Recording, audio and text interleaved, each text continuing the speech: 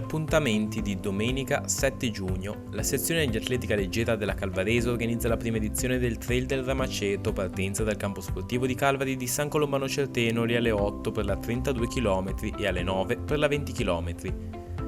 Per tutta la giornata Palazzo Ducale di Genova ospita l'11ª edizione di Mare Mostro, la manifestazione dedicata al vino e all'olio ligure con degustazioni, incontri e workshop. È visitabile la mostra collettiva di artisti di Reco allestita nella sala polivalente lavoratori, in esposizione anche opere in ricordo di Luigi Troffa, agli orari dalle 10 alle 12 e dalle 16 alle 18.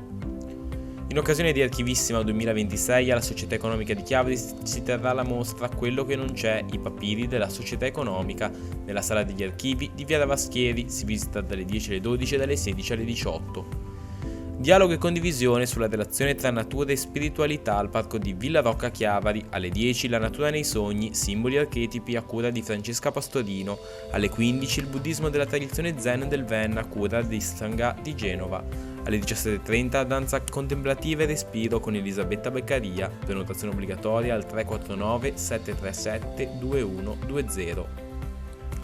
Negli spazi di Urban in piazza Cattaneo a Genova c'è l'inaugurazione della mostra fotografica Progetto Rifugio Sicuro, l'esordio della stabilità a Nebbi, Uganda, inizio alle 11. Un giardino che si svela, viaggio tra le bellezze nascoste del parco è il titolo della visita guidata a Villa Durazzo di Santa Margherita Ligure, appuntamento alle 15, partecipazione gratuita. Nella cattedrale di Nostra Signora dell'Orta Chiavari in programma la presentazione della rassegna Sensus, la scultura in legno tra rito, storia e devozione, l'inizio alle 16. Seconda giornata di seminari della Giornata Mondiale degli Oceani al Teatro Carlo Felice di Genova, l'inizio alle 18.